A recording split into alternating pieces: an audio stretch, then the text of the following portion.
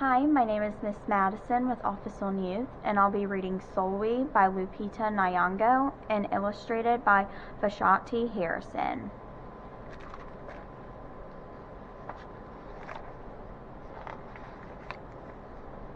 Sulwe was born the color of midnight. She looked nothing like her family, not even a little, not even at all. Mama was the color of dawn, Baba the color of dusk, and Mike, her sister, was the color of high noon. Hardly anyone at school looked like Sulwe either. People gave her sister Mike pet names like Sunshine and Ray and Beauty. People gave Sulwe names like Blackie and Darky and Night. Sulwe felt hurt every time, so she hid away while her sister made lots of friends. Sulwe dreamed of being the same color as her sister. She wanted real friends, too. So she got the biggest eraser she could find and tried to rub off a layer or two of her darkness. That hurt. She crept into Mama's room and helped herself to her makeup. Oh no, she would hear about this from Mama. Sulwe decided to work from the inside out and ate only the lightest, brightest foods. With a stomach ache, she went to bed early and turned to God for a miracle. Dear Lord, why do I look like midnight when my mother looks like dawn? Please make me as fair as the parents I'm from. I want to be beautiful, not just to pretend. I want to have daylight. I want to have friends. If you hear me, my Lord, and would like to comply, may I wake up as bright as the sun in the sky. Amen. When Mama came in to wake her for school the next morning, Sulwe rose to find not a trace of daylight in her midnight skin. Sulwe told Mama everything. Mama asked, "What is your name?" "Sulwe," she muttered. "And what does it mean?" "Star," Sulwe whispered. Brightness is not in your skin, my love. Brightness is just who you are. As for beauty, Mama said, rubbing Sulwe's stomach the way she always did to comfort her, you are beautiful. Sulwe sighed. Well, you are beautiful to me, but you can't rely on what you look like to make you feel beautiful, my sweet. Real beauty comes from your mind and your heart. It begins with how you see yourself, not how others see you. Now, up you get and out you go.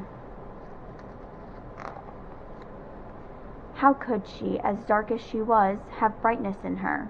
How could she have beauty when no one but her mother seemed to see it? How could she be a star? That night, a shooting star appeared at Sulwe's window. "The night sent me," the star said. "Come with me." Sulwe hopped onto the star and off they went.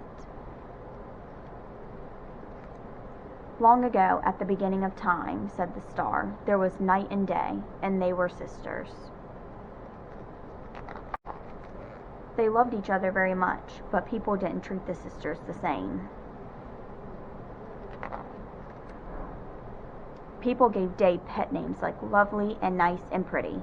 People gave night names like scary and bad and ugly. She felt hurt every time. Well, night got fed up and walked right off the earth.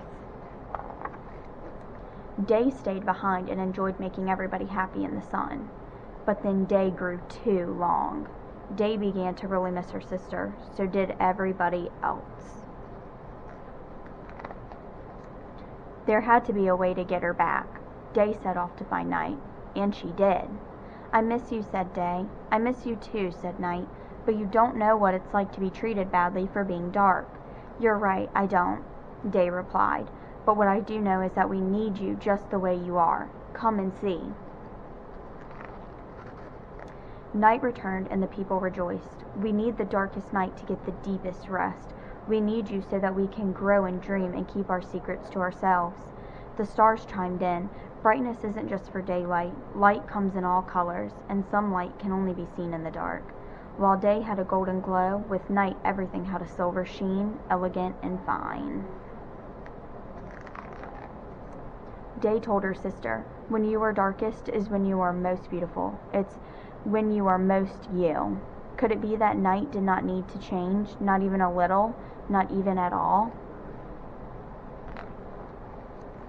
Now that night and day were back together, a little bit of night returned to day in the form of shadows, and a little bit of day returned to night in the form of moonlight. They were inseparable from that moment on, and promised to celebrate the brightness in each other, whether people chose to see it or not.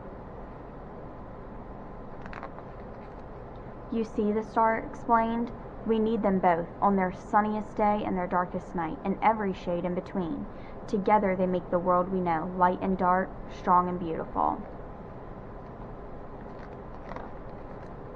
Sulwe rose the next morning beaming. There would be no hiding anymore. She belonged out in the world, dark and beautiful, bright and strong.